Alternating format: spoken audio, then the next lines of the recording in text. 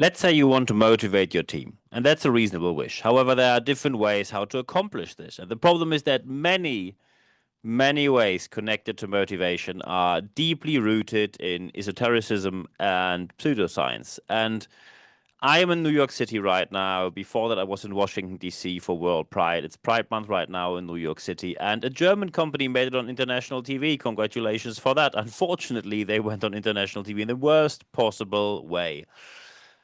I will show you what they did in a minute. It's all about motivation. And first, of course, I can understand that you have a wish to motivate teams. I'm not talking down on the idea that you want to have a any kind of approach which is efficient but also effective. And of course, you want to go different ways and maybe new ways. However, science leads the way.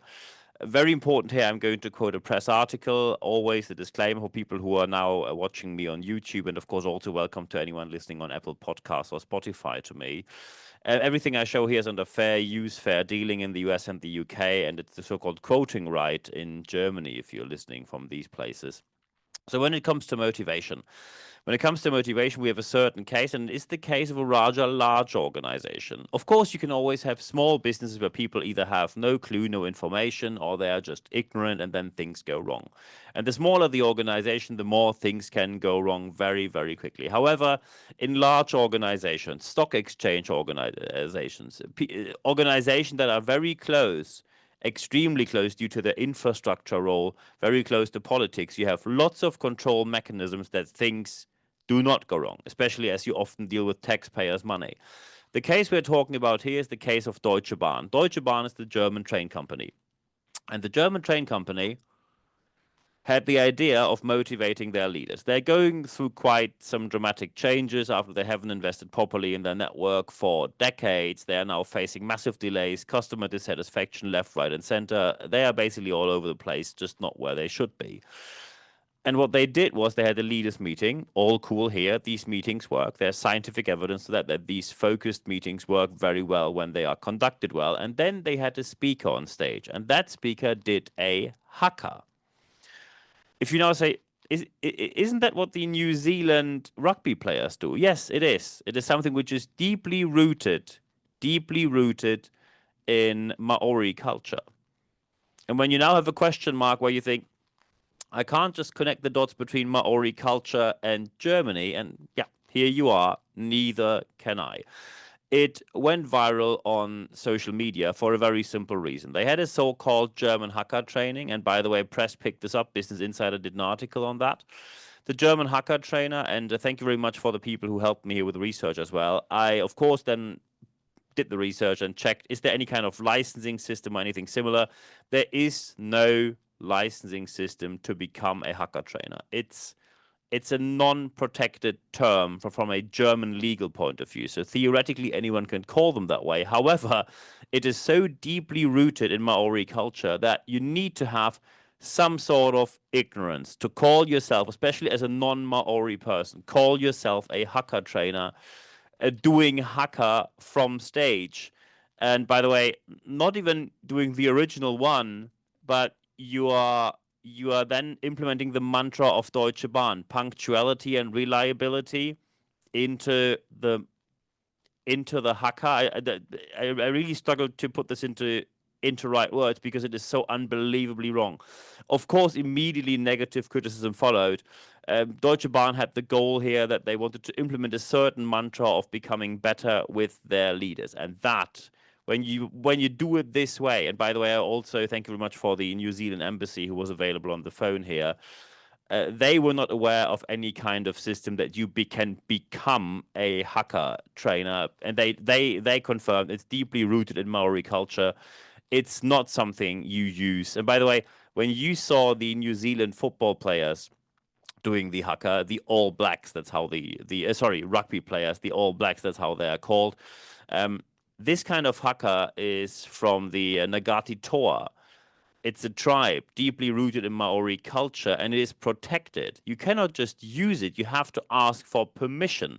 And by the way, especially when people say, "Oh, it's a war cry." No, it's not.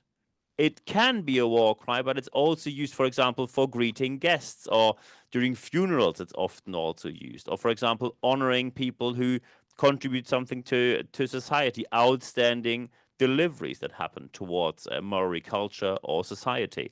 It's also a form of protest or a form of grief.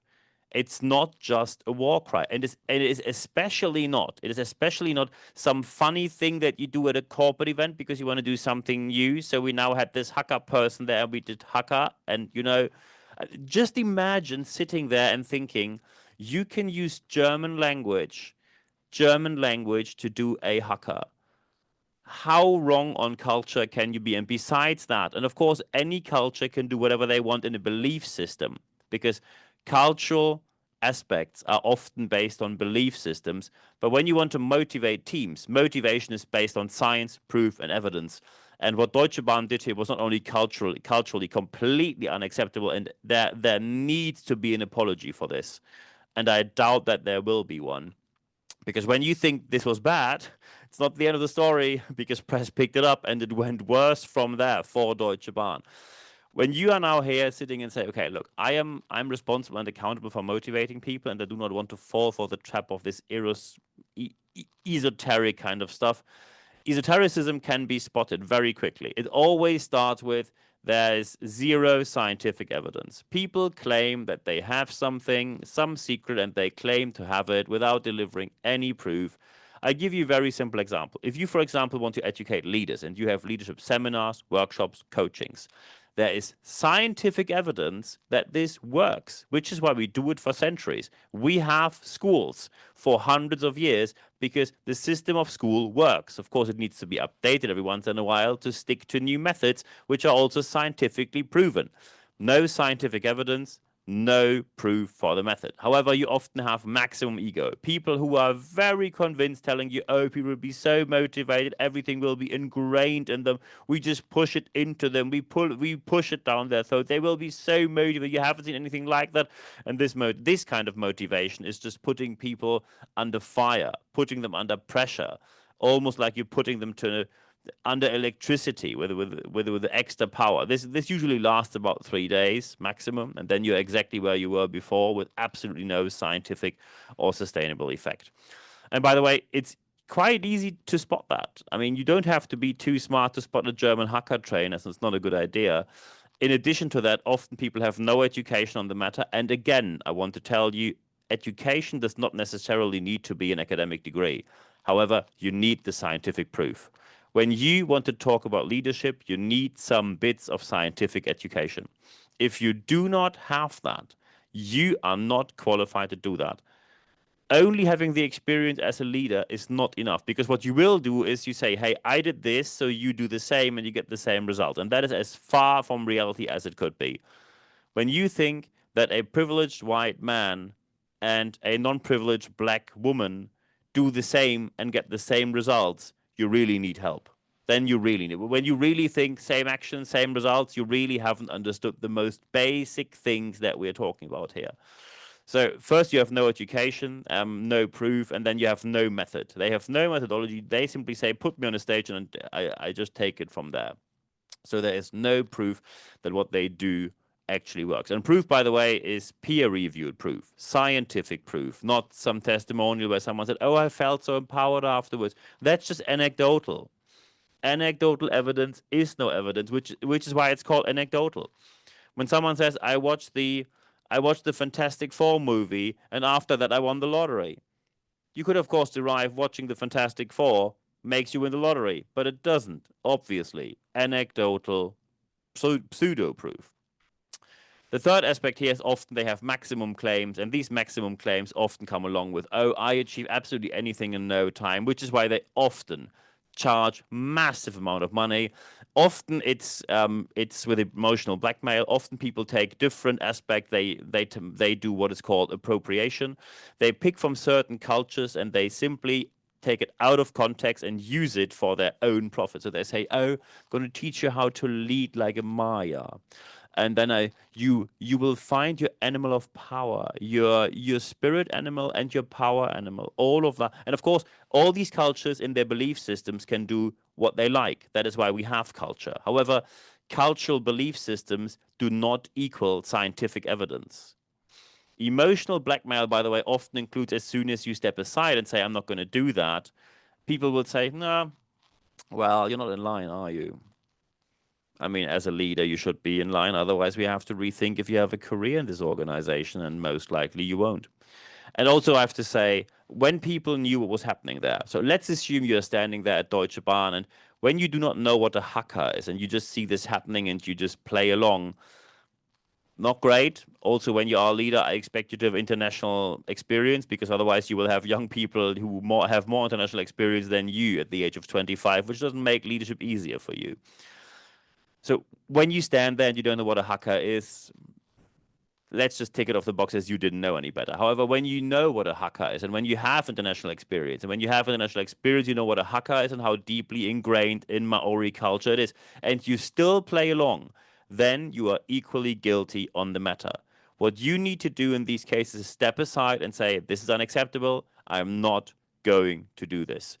And by the way, I already told you, it actually gets worse from here. Because the result of that, of course, after press picked it up, it got massively worse from there. Because what you could have now, first, of course, you have, when this goes viral on social media, you have a reputation damage, and you have to take care of that. Communication is key here. If the Deutsche Bahn simply had said, look, we just looked at the video and we read your article, and I think you are right. We did a wrong decision here. We are extremely sorry, very sorry for what we did. It was inappropriate, it was unacceptable, it was a wrong decision. We learned from it and we will get better in the future. The discussion ends within 30 seconds because people say, hey, it's a learning organization. They actually change things. However, that's not what happened. What happened was, after press asked them, what is that you did there? They said, and I quote, after a long day full of work, it was a unit of movement which anyone had great fun with. Okay, listen. Let's just imagine you're sitting in Germany and you think, oh, let's take this bit of Maori culture, which is delivered across cultures for centuries, for probably thousands of years. Let's take this bit of Maori culture, put it into German language with a no proof or any claim Hakka trainer, whatever that might be. And then we take this as a unit of movement, bit of an exercise moment, because it's so much fun. So we take one of the most important cultural aspects of Maori culture to make it a bit of an exercise moment, a bit of corporate aerobic to have some fun. Let that sink in. Let that sink in. When you see, and by the way, this is the official statement. This is the official statement after press asked what happened here. They said, yeah, it was a bit of movement, bit of exercise, bit of after a long day, getting people up, bit of movement to have some fun. And then, of course, they claimed that people had lots of fun, and there's no proof of that either. So I couldn't think of a statement which could be worse. You couldn't mess this up more if you tried it deliberately. And by the way, the next aspect, besides the reputation damage and the communication mess that we have here, the next aspect is spending. When you go through massive change and you tell people all the time there's no money here, there's no money there, there's no money for you, no money for you, and no money for this project, and no money for that training or education. Oh, by the way, we have this money for this Hakka trainer. No problem. You lose any kind of credibility immediately, obviously. So be very aware that as soon as you spend that money, anyone who then turns up with, oh, I saw the hacker trainer, so my budget needs are XYZ, you can only say yes. That is, as soon as you say no, they say you had money for the hacker trainer, and then immediately you lose credibility when you say, yeah, no for you because, hacker trainers. No, no chance to make this worse, even if you tried. It is a complete mess of a stock exchange listed company with lots of mechanisms of control, and every single one of them failed. And by the way, it is a crystal clear moment of cultural appropriation. You take culture from a different place, you commoditize it, you translate it to your need, and you do it for your own profit. That is the definition of cultural appropriation. You do not want to learn from cultures. You simply want to use them without permit, by the way, without any permit given. And you do so because you think that's appropriate. And of course, what do you think employees think of their leaders when they see them online standing there doing a haka on Deutsche Bahn mantras, on the German train system mantras? What do you think the effect of that is? Do you think that people now say, oh, amazing leaders? That's really leadership, isn't it? People will most likely think quite the opposite. Social legitimation of your leaders will be gone in an instant if you do not clear the mess that you have left so far, Deutsche Bahn. And by the way, perfect timing for all of this. Perfect timing. It's Pride Month, where you always claim to be so diverse and equity and inclusion, and we have to be culturally careful, and we have to be all so we really have to be careful with what we do and respect cultures and whatnot. And then, hey, let's do haka for corporate exercise and a bit of fun. What a mess. And of course, if someone now wonders, how can we do it better? Because on this podcast, in this videocast, we always focus on how can we do it better. It's quite simple. You just take the middle part that we have here and you turn it around. You just do the opposite. When you want to have proper leadership development, first, there must be scientific evidence. Second, maximum ego, no chance. You need someone who puts themselves in the service of the people listening to them. It's not about the person in front of the group, it is about the group, obviously. And by the way, anything that is delivered there then of course needs to be lived by. When you have someone who delivers a leadership speech and then your board says, yeah, no, that's way too much effort, yeah, we are not going to do that, and then this whole change and AI and be an example, no, we just stick to command and obey. That's just cheaper. So everything that is delivered there needs to be lived by. Otherwise, you of course have no point in actually putting people there. People simply say, oh, you tick the box and nothing will happen again. Of course, the person standing in front of the group needs to have proper education, doesn't need to be a degree, but scientific proof, which, for example, can be done via certificates from edX or Coursera, can be delivered. No educational proof, no chance this person is going anywhere. They need to show how they want to do it, so what's the methodology, and they need to have proof that what they do actually works.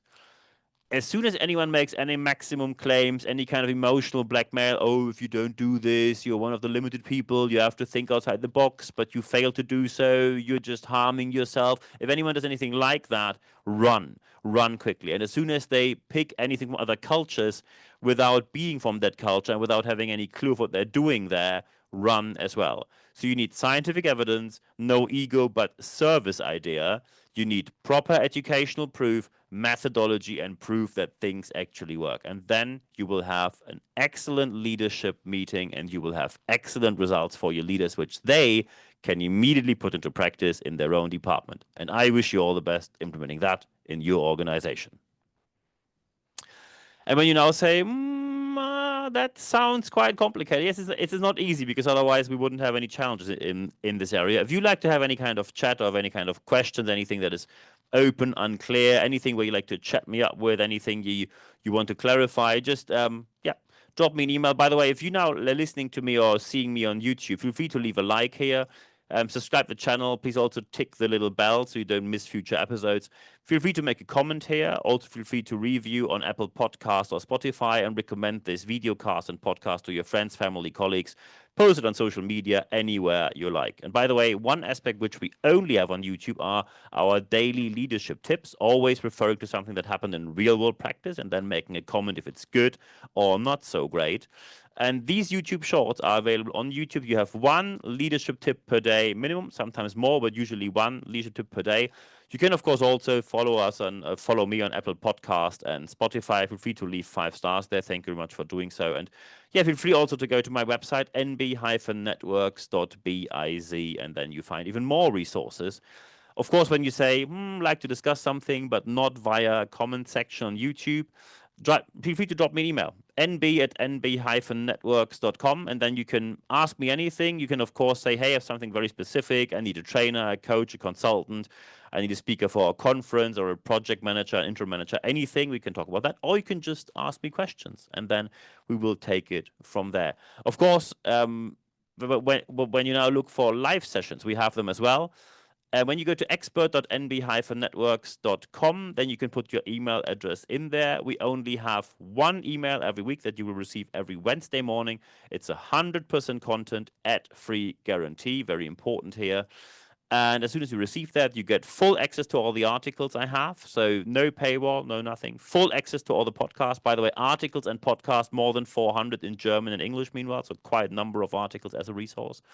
And also in the leadership letter, you find the date, the time, and the access link to join the live sessions. I'm looking forward to seeing you there. However, the most important aspect, and by the way, of course, you can follow me on social media, LinkedIn. I am very present, of course, also on Instagram, Facebook, and the YouTube channel. Thank you very much for following me on my channels here.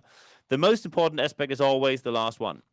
Apply what you heard in this podcast or videocast, because only when you apply what you heard, you will see the positive change in your organization. That's the positive change you obviously want to see, because otherwise you wouldn't sit here for 20 minutes listening to me. I'm looking forward to hearing your feedback, and I'm also looking forward that you are going to put all of this in your organization into real practice. If you have anything you'd like to chat about, drop me a message on any kind of these communication channels. I'm answering every single message within 24 hours or less. So I'm looking forward to hearing from you there. And at the end of this podcast and at the end of this video cast, there's only one thing left for me to say. Thank you very much for your time.